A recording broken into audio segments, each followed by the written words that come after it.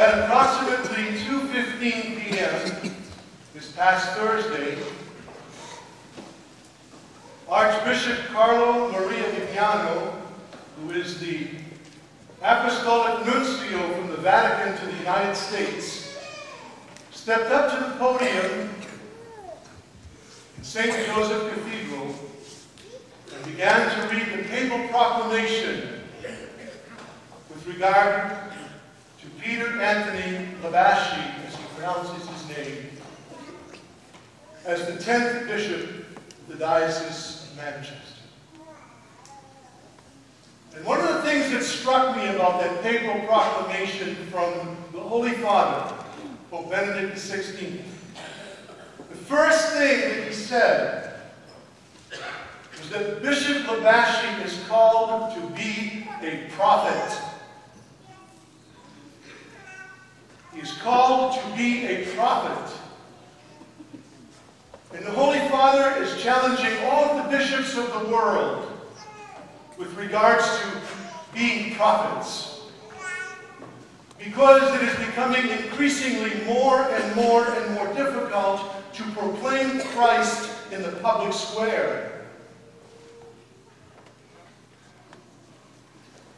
Religious freedoms around the world are being encroached upon. And yet the Holy Father says that Christ must be proclaimed. The truth must be proclaimed. And so as the proclamation was finished, the Archbishop and Cardinal O'Malley escorted Bishop Labasci to the chair in the cathedral. And it was a very solemn, emotional moment for him. And I can only assume that there were many emotions that were running through his person.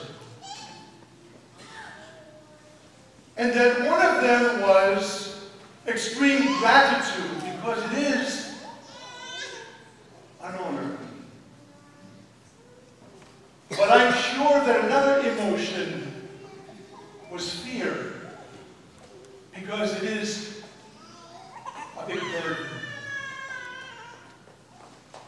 It is a big burden which he must carry on his shoulders, because he's being called to be not only a prophet, but like John the Baptist, he's called to be a voice who cries out to prepare the way. He is the father of the diocese. He is my father and yours.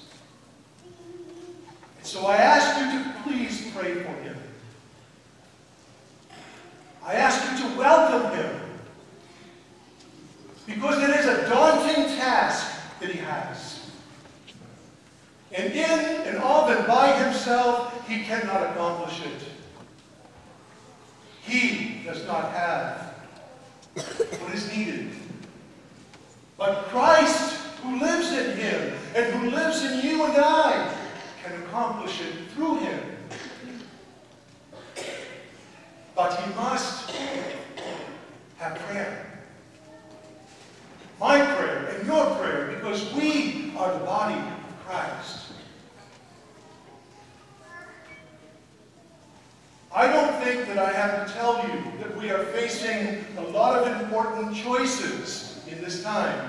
And I don't mean just political choices. I'm talking about moral and ethical choices as well.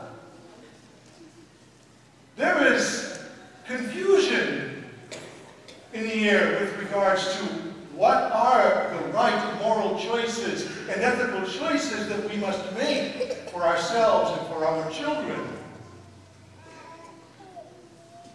What is at stake is the formation of conscience.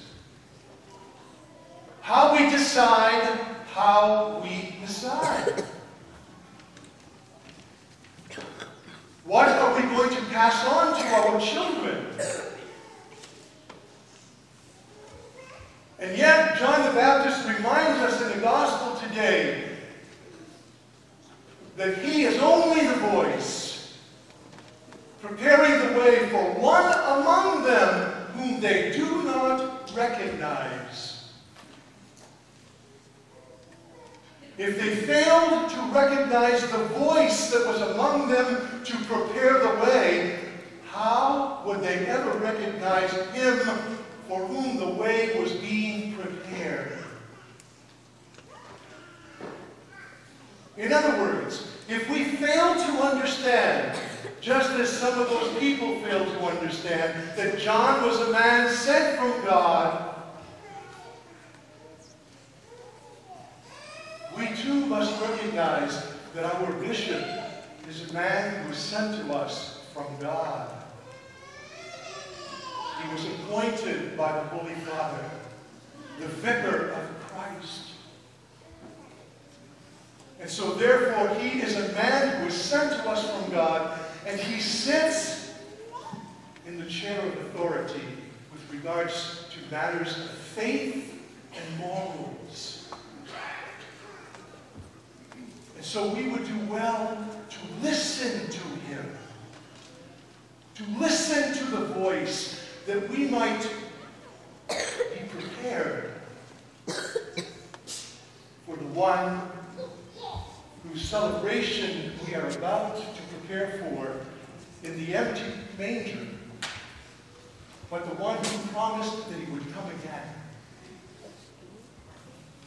Whether it's personally or whether it's for the second time, it matters not. It matters not.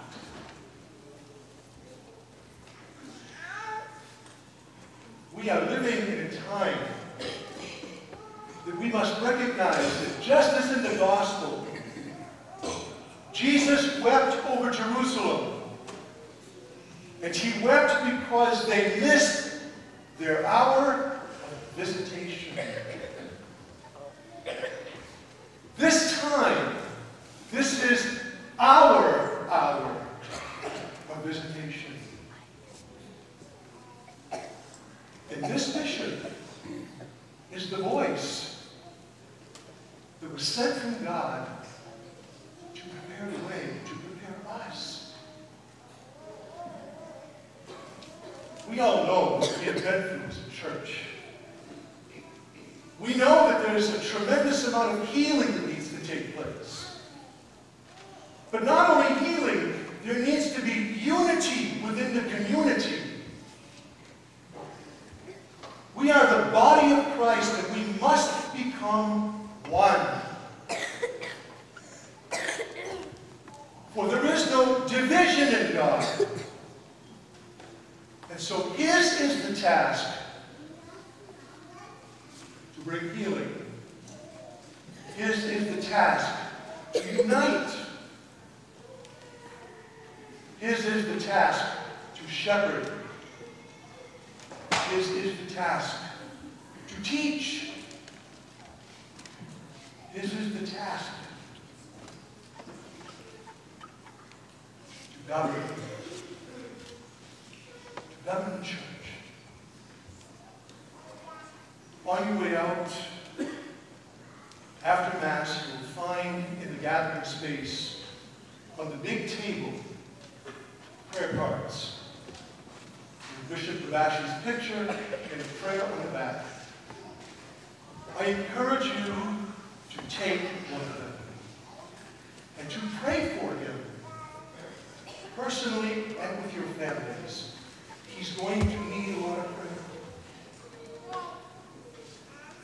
Every father and mother recognizes the responsibility of what it means to be a parent.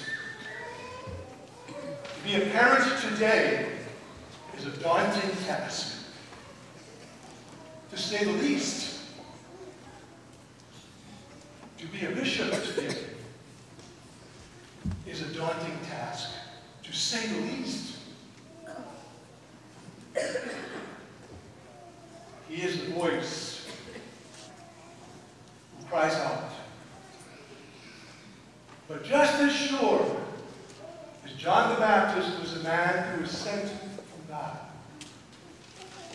be assured that our bishop is was a man who was sent to us from God.